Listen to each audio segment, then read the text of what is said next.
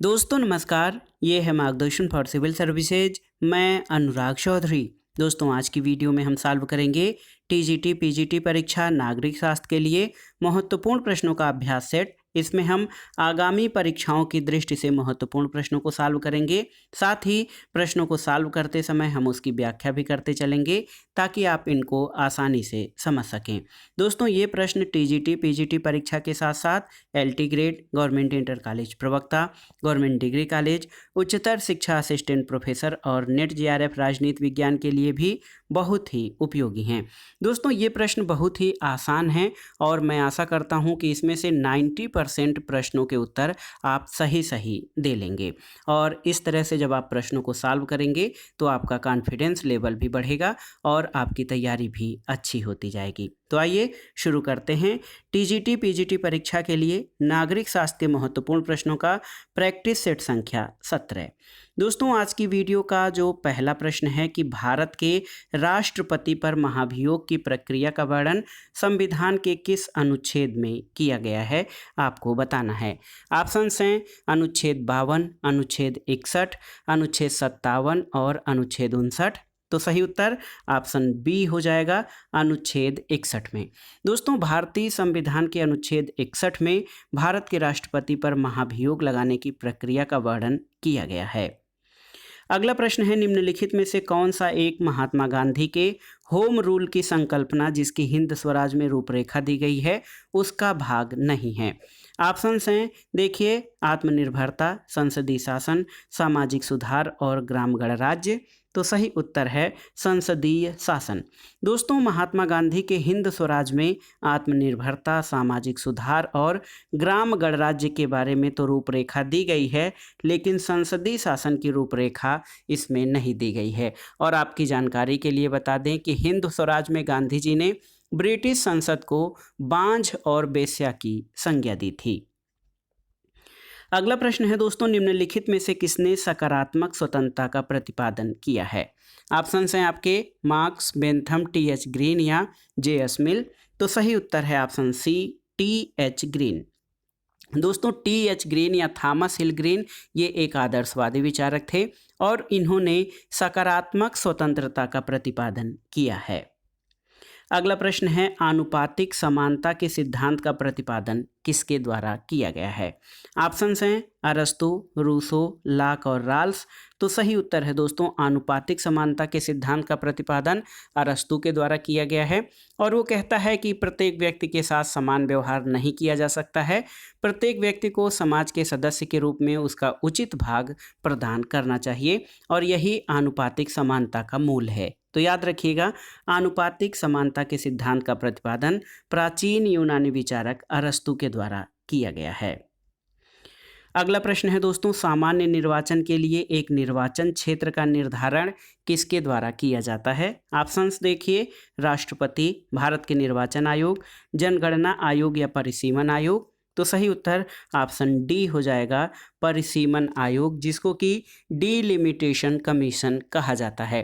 दोस्तों article 82 article 82 के तहत संसद प्रत्येक जनगणना के बाद एक परिसीमन अधिनियम लागू करती है और राष्ट्रपति द्वारा परिसीमन आयोग की नियुक्ति की जाती है और ये आयोग निर्वाचन आयोग के साथ मिलकर कार्य करता है। तो याद रखिएगा परिसीमन आयोग के द्वारा लोकसभा और विधानसभा के क्षेत्रों का पुनर्निर्धारण या समायोजन किया जाता है और अनुच्छेद 82 के तहत जो है ये प्रावधान दिया गया है परिसीमन आयोग का। तो याद रखिएगा सामान्य निर्वाचन के लिए निर्वाचन क्षेत्र का निर्धारण परिसीमन आयोग के द्वारा किया जाता है। अगला प्रश्न है भारत सरकार के अधिनियम 1919 निम्न में से किस पर आधारित है, आपको बताना है। ऑप्शंस हैं मार्लेमिंटो सुधार, Montagu Chelmsford report, Ramsay MacDonald award या नेहरू रिपोर्ट। तो दोस्तों भारत सरकार अधिनियम 1919 को मॉन्टेग्यू चेम्सफोर्ड सुधार भी कहा जाता है। तो याद रखिएगा ऑप्शन बी आपका सही उत्तर है। अगला प्रश्न है कि आणविक उत्तरदायित्व विधेयक संसद में कब पारित हुआ है। ऑप्शन हैं 2010, 2009, 2008 और 2011 में। तो सही उत्तर ऑप्शन ए वर्ष 2010 में आणविक उत्तरदायित्व विधेयक या परमाणविक उत्तरदायित्व विधेयक पारित हुआ था। और इसमें आप जान लीजिए कि ये जो निजी क्षेत्र में परमाणु जो है दुर्घटना या उनसे प्रभावित लोगों की क्षतिपूर्ति के लिए प्रावधान आणविक उत्तरदायित्व विधेयक में किया गया है। तो याद रखिएगा, निजी क्षेत्र नहीं, असैनिक क्षेत्र में दोस्तों कोई परमाणु घटना दुर्घटना से प्रभावित लोगों के क्षतिपूर्ति और उनके संबंध में जो प्रावधान हैं वो आणविक उत्तरदायित्व विधेयक में प्रस्तुत किए गए हैं और ये संसद में 2010 में पारित किया गया था। अगला प्रश्न है दोस्तों, भारत में मौलिक अधिकारों से संपत्ति अधिकार या मौलिक अधिकारों से संपत्ति के अधिकार को किस संवैधानिक संशोधन के द्वारा हटाया गया था?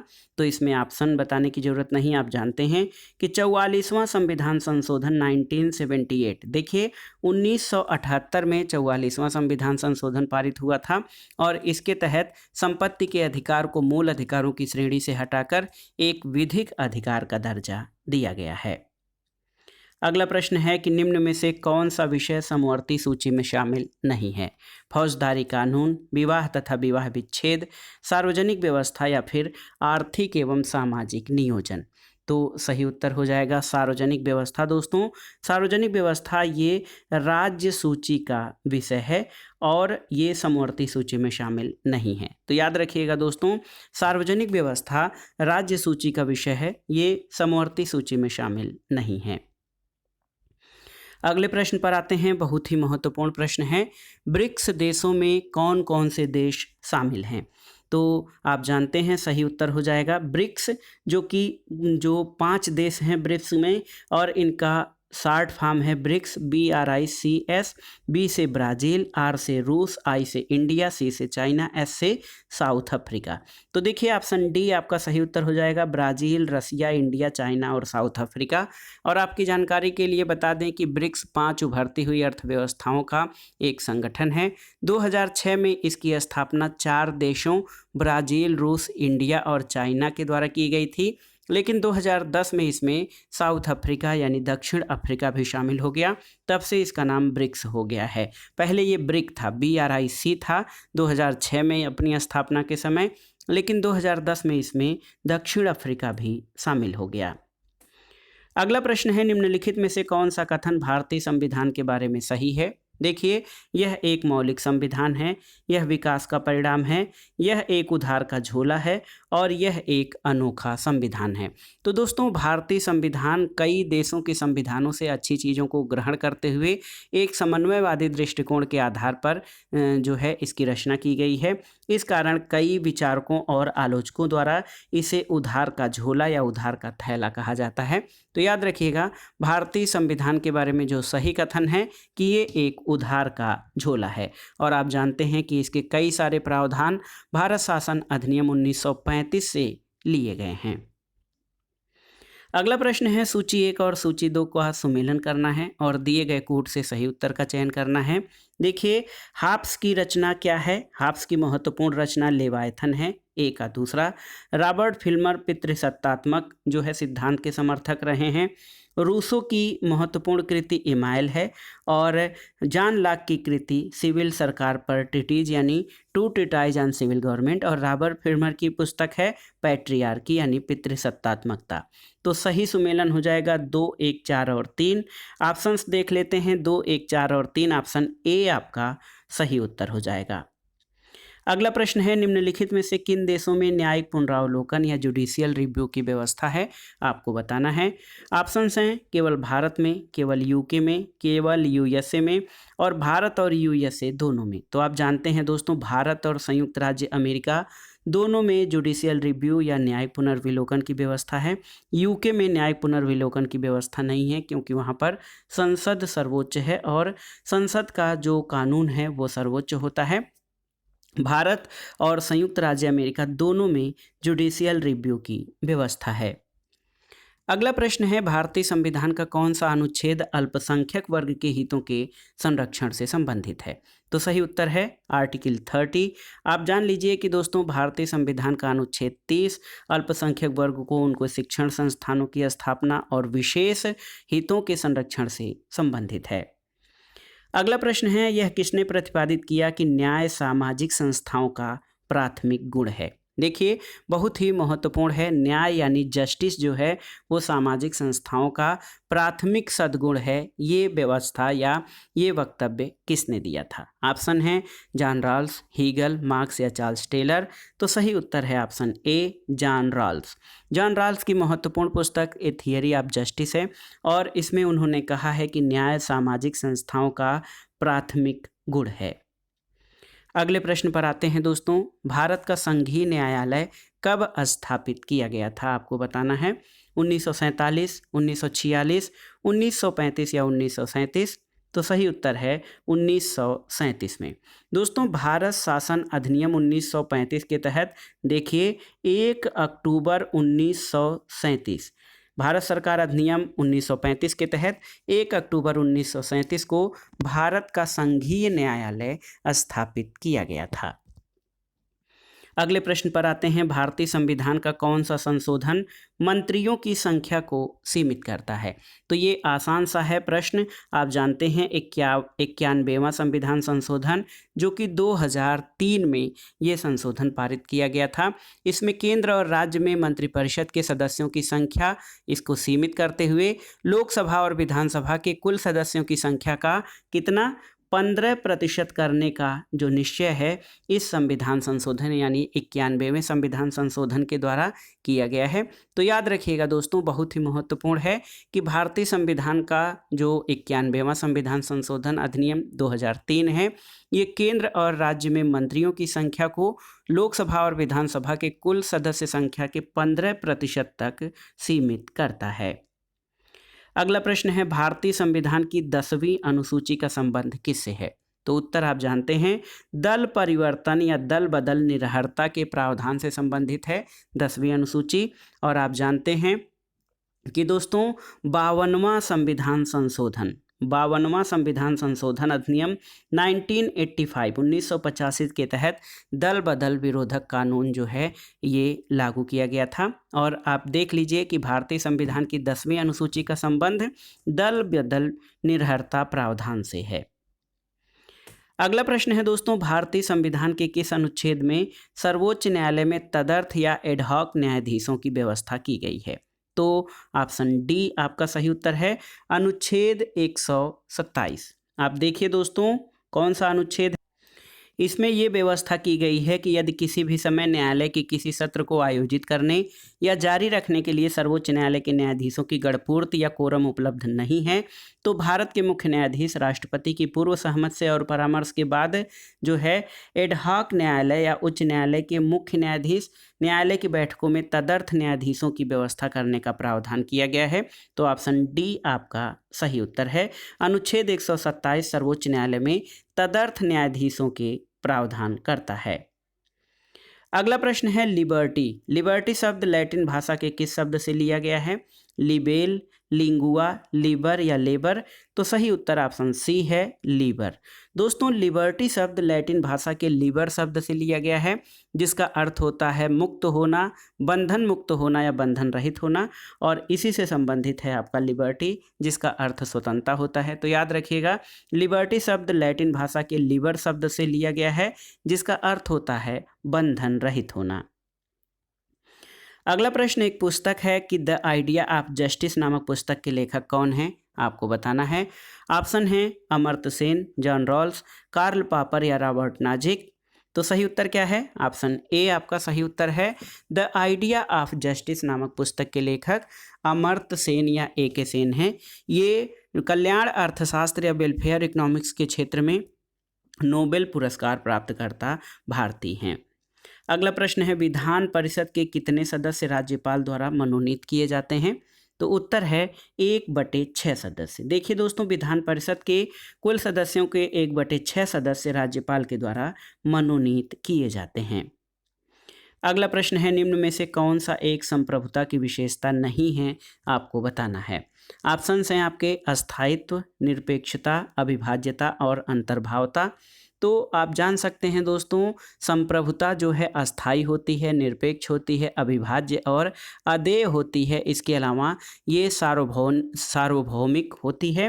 अंतर्भावता इसकी विशेषता नहीं है। तो ऑप्शन डी आपका सही उत्तर हो जाएगा।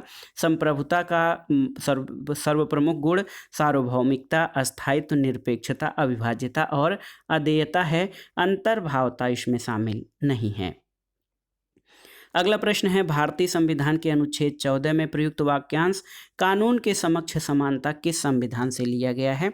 तो आप जानते हैं कि भारतीय संविधान में कई सारे प्रावधान अन्य देशों के संविधान से लिए गए हैं और ब्रिटेन के संविधान से कानून के समक्ष समानता का विचार लिया गया है, जो कि भारतीय संविधान के अनुच्छेद 14 में वर्णित है।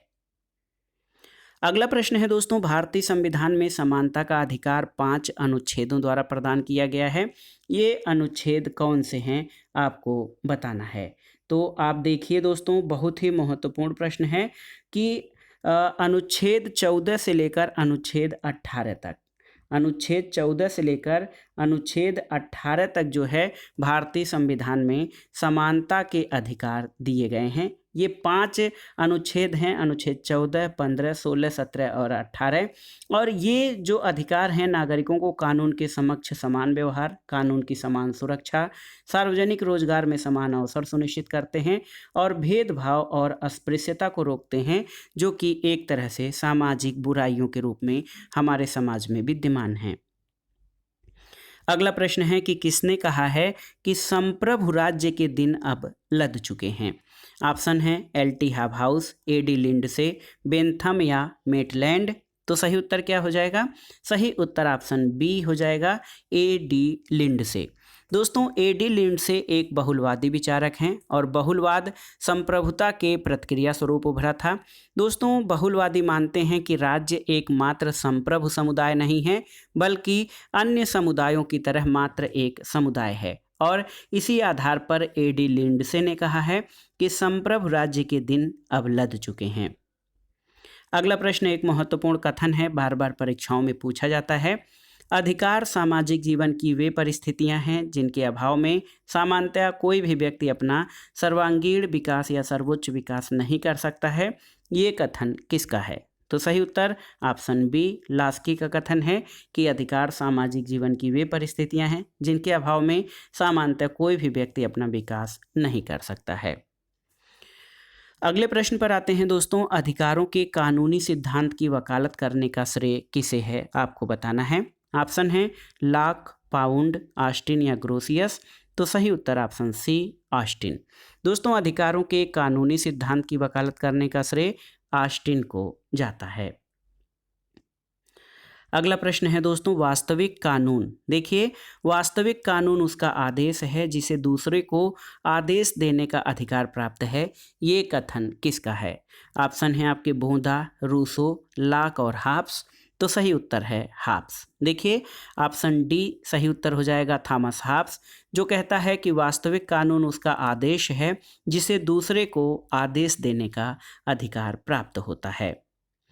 अगला प्रश्न एक आसान सा कथन है, आप जानते भी होंगे। किसने कहा है कि राज्य सदैव ही एक दमनकारी संस्था होती है?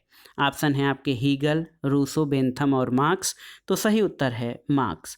मार्क्स का कहना है कि राज्य सदैव ही एक दमनकारी संस्था होती है, क्योंकि राज्य और जो पूंजीपति वर्ग है उनमें एक गठजोड़ होता है और पूंजीपति वर्ग राज्य और इसके संसाधनों की सहायता से जो बुर्जुआ वर्ग है उसका शोषण करता है। इसीलिए मार्क्स का कहना है कि राज्य सदैव ही एक दमनकारी संस्था होती है।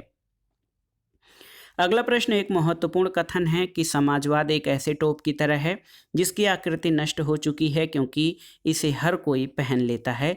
ये कथन किसका है? तो ये कथन C.E.M. जोड का है। C.E.M. जोड समाजवाद के बारे में कहते हैं कि यह एक ऐसे टोप की तरह है जिसकी आकृति नष्ट हो चुकी है या बिगड़ गई है क्योंकि हर कोई इसे पहन लेता है। अगला प्रश्न है दोस्तों, लास्की ने स्वतंत्रता को किस रूप में माना है? पूर्ण स्वतंत्रता, नैतिक शक्ति, नियंत्रण का अभाव या राजनीतिक शक्ति। तो सही उत्तर ऑप्शन सी, नियंत्रण का अभाव।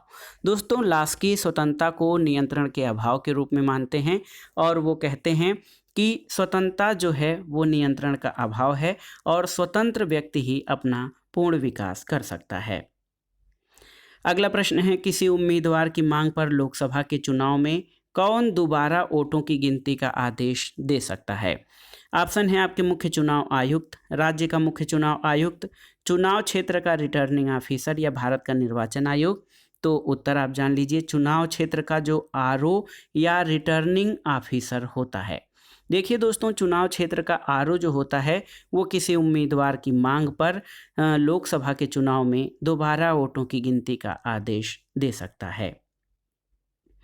अगला प्रश्न है, कानूनी तथा राजनीतिक संप्रभुता के मध्य किसके द्वारा भेद किया गया था? तो आप जानते हैं ए.वी. डायसी के द्वारा। ए.वी. डायसी ने कानूनी और राजनीतिक संप्रभुता में भेद किया है। अगला प्रश्न ये भारतीय स्वतंत्रता आंदोलन से संबंधित है। वह स्थान जहां नौसेना ने 1946 में ब्रिटिश शासन के विरुद्ध खुला विद्रोह किया था, वो कहाँ है? तो उत्तर है ऑप्शन ए, बम्बई यानी मुंबई में रॉयल इंडियन नेवी की सेना ने 1946 में ब्रिटिश शासन के विरुद्ध खुला विद्रोह किया था।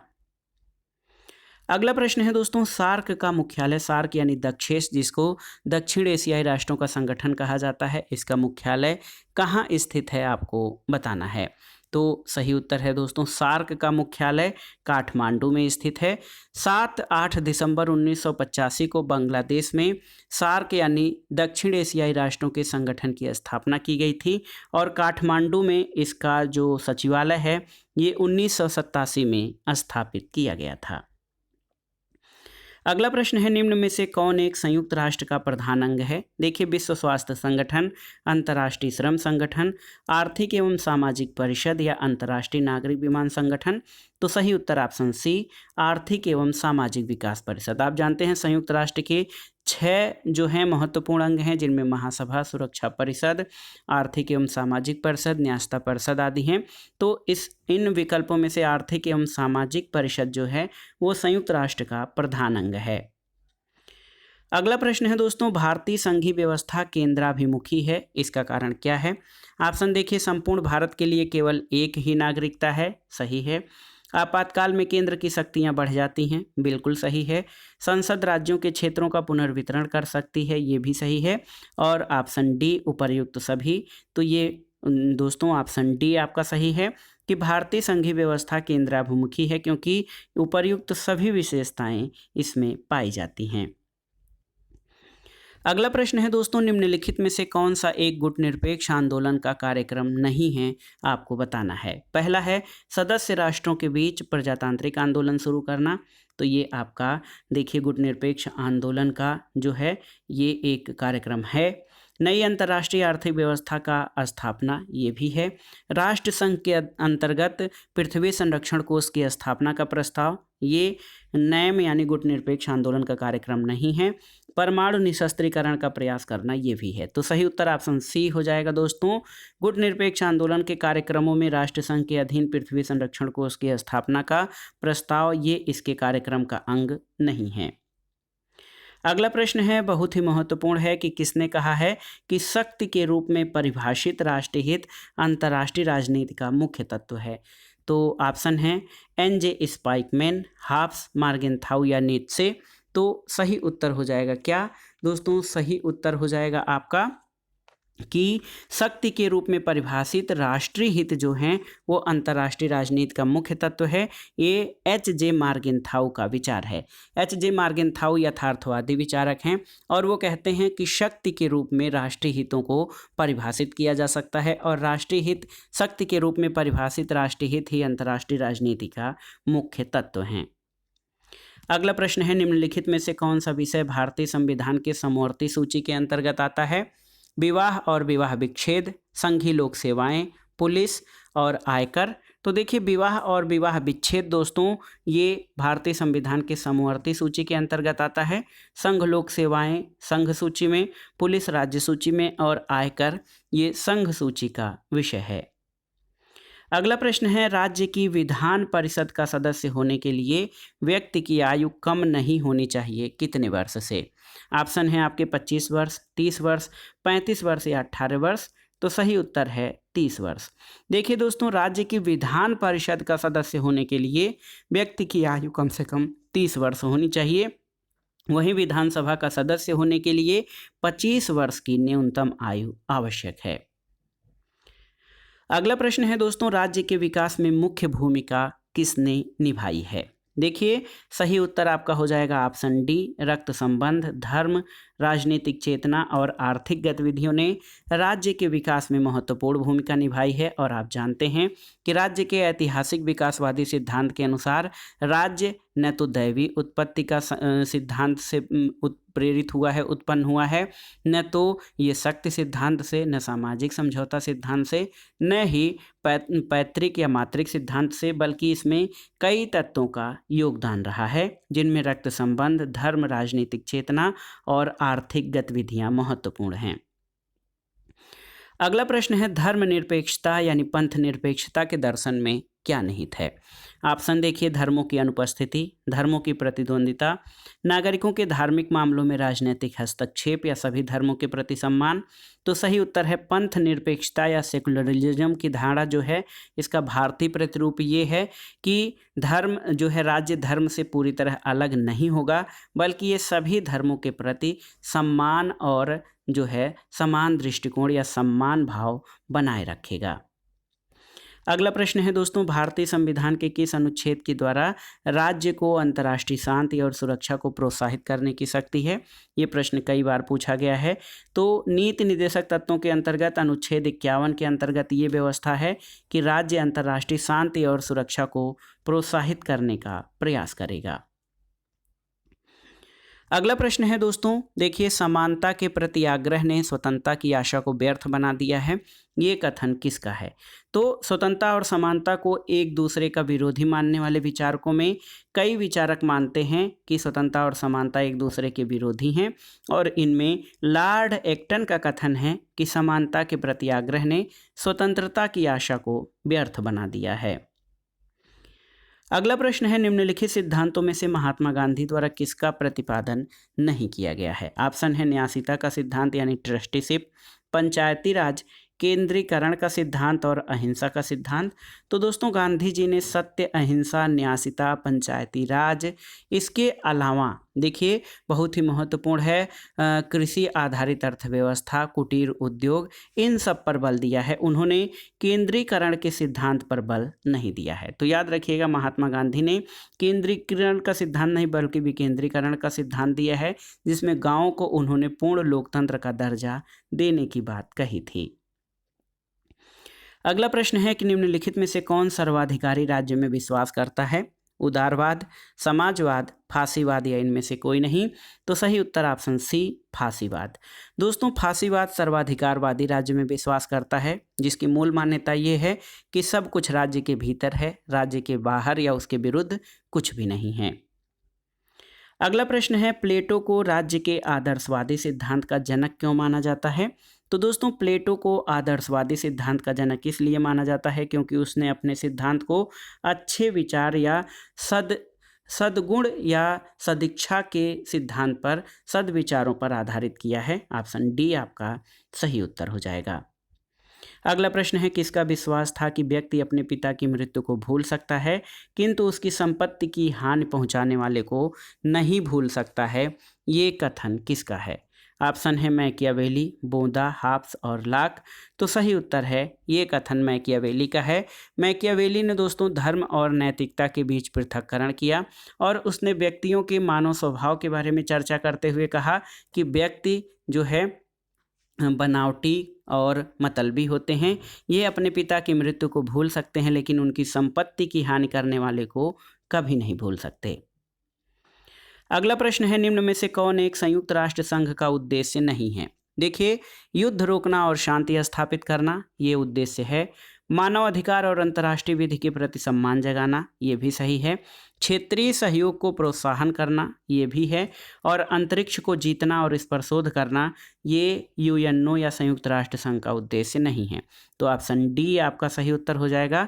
अंतरिक्ष को जीतना और इस पर शोध करना संयुक्त राष्ट्र का उद्देश्य नहीं है। अगला प्रश्न है कि कौन यह मानता है कि राज्य व्यक्ति से पूर्व या राज्य व्यक्ति का पूर्वगामी है। तो दोस्तों ये कथन जो है अरस्तु का है, जो कहते हैं कि राज्य व्यक्ति का पूर्वगामी है। ये धारणा इसलिए आई है कि राज्य जो है पूर्ण संस्था है और व्यक्ति जो है उसका एक अंग मात्र है। तो अगर जो देखा जाए तो उत्पत्ति की दृष्टि से व्यक्ति पहले आया, राज्य बाद में आया। लेकिन अगर जो हम मनोवैज्ञानिक या मानसिक स्तर पर देखें तो राज्य एक पूर्ण संस्था है, व्यक्ति उसका अंग मात्र है, इसलिए राज्य व्यक्ति का पूर्वगामी है।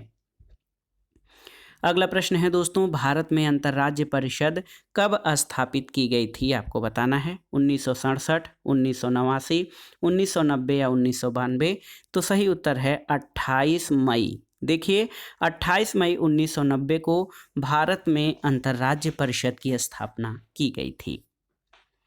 अगले प्रश्न पर आते हैं, निम्नलिखित में से किस एक सिद्धांतवादी ने कहा है कि मैं समस्त मानव जाति की एक सामान्य प्रवृत्ति, एक के बाद दूसरी शक्ति प्राप्त करने की शाश्वत और अनवरत अभिलाषा को प्रस्तुत करता हूँ, जो केवल मृत्यु के साथ ही समाप्त होती है। हाब्स, लॉक, रूसो और ग्रीन, इनमें से किस विचारक का कथन है। तो उत्तर है दोस्तों ये थॉमस हाब्स का कहना है, जो कहता है कि सभी मनुष्यों में शक्ति प्राप्त करने की लालसा शाश्वत और अनवरत होती है और ये तभी समाप्त होती है जब व्यक्ति की मृत्यु होती है। अगला प्रश्न बहुत ही आसान सा है, लगभग आप सभी साथी इसका उत्तर जानते हैं। Will not force is the basis of state, यानी राज्य का आधार शक्ति नहीं बल्कि इच्छा है, ये कथन किसका है। तो सही उत्तर है ये कथन T.H. ग्रीन यानी थॉमस हिल ग्रीन का है कि राज्य का आधार शक्ति नहीं बल्कि इच्छा है। अगला प्रश्न है दोस्तों, नागरिक शास्त्र यानी सिविक्स के शिक्षण का प्रमुख लक्ष्य अच्छे नागरिक और उच्च श्रेणी के नागरिक चरित्र उत्पन्न करना है, ये कथन किसका है। तो ये कथन दोस्तों बिनिंग एंड बिनिंग का है, जिनका मानना है कि नागरिक शास्त्र के शिक्षण का प्रमुख लक्ष्य अच्छे नागरिक और उच्च श्रेणी का नागरिक चरित्र उत्पन्न करना है। अगला प्रश्न है कि भारत का राष्ट्रपति आपातकाल की घोषणा कैबिनेट की लिखित सलाह पर कर सकता है, ये व्यवस्था भारतीय संविधान में कब जोड़ी गई थी। तो उत्तर है 44वें संविधान संशोधन 1978 के द्वारा। दोस्तों भारत का राष्ट्रपति आपातकाल की घोषणा कैबिनेट की लिखित सलाह पर ही कर सकता है, ये व्यवस्था 44वें संविधान संशोधन के द्वारा जोड़ी गई है। अगला प्रश्न देखिए, सूची 1 का सूची 2 से मिलान करना है। राजनीतिक समानता ये प्रदर्शित करता है कि एक व्यक्ति एक मत है। सामाजिक समानता भेदभाव के अंत की बात करता है।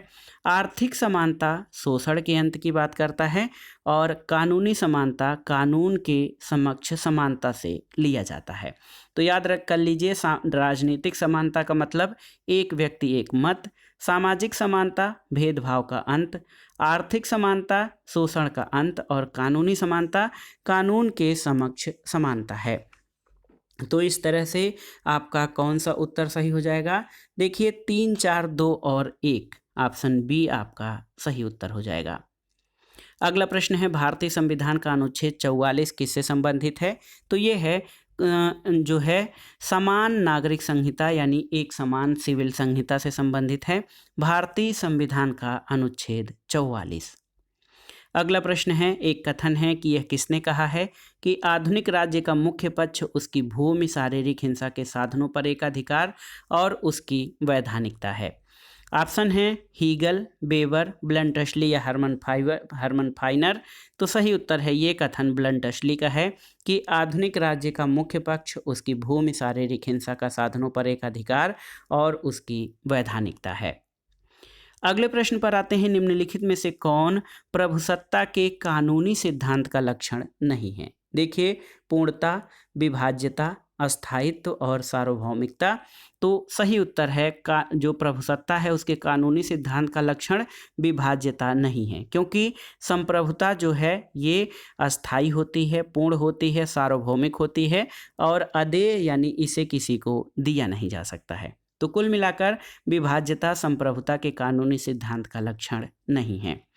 अगला प्रश्न और इस वीडियो का आखिरी प्रश्न है कि निम्नलिखित में से कौन कार्यात्मक प्रतिनिधित्व के प्रमुख प्रतिपादक हैं। ऑप्शन है जॉन लॉक, जी.डी.एच. कोल, जेम्स मिल या जेम्स ब्राइस। तो सही उत्तर है जी.डी.एच. कोल। दोस्तों, जी.डी.एच. कोल कार्यात्मक प्रतिनिधित्व के प्रमुख प्रतिपादक हैं। तो दोस्तों, ये था आज का वीडियो। टीजीटी पीजीटी परीक्षा नागरिक शास्त्र के लिए महत्वपूर्ण प्रश्नों का जो है प्रैक्टिस सेट, इसमें आपने आगामी परीक्षाओं के लिए अति संभावित और महत्वपूर्ण प्रश्नों को सॉल्व किया। ये प्रश्न आपके लिए बहुत ही उपयोगी हैं। टीजीटी पीजीटी परीक्षा के साथ साथ एलटी ग्रेड, जीआईसी प्रवक्ता, गवर्नमेंट डिग्री कॉलेज, केंद्रीय विद्यालय संगठन और उच्चतर शिक्षा आयोग द्वारा आयोजित परीक्षाओं के लिए ये सभी प्रश्न बहुत ही उपयोगी हैं। आप इन प्रश्नों को तैयार कर लीजिएगा।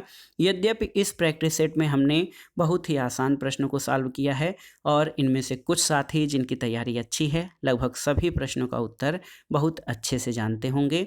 लेकिन जो दोस्त हमारे अभी तैयारी में नए हैं या जिनकी तैयारी अभी अच्छी नहीं है, वो इनको बहुत अच्छे से तैयार करें और मेरा विश्वास है कि आप बहुत जल्दी परीक्षा होने तक सभी प्रश्नों को बहुत ही आसानी से तैयार कर लेंगे और परीक्षाओं में उनको सही सही अटेम्प्ट करेंगे। वीडियो आपको कैसा लगा हमें कमेंट बॉक्स में ज़रूर बताइएगा। वीडियो को लाइक करें, शेयर करें और इस चैनल मार्गदर्शन फॉर सिविल सर्विसेज को सब्सक्राइब करें। वीडियो देखने के लिए धन्यवाद दोस्तों। नमस्कार।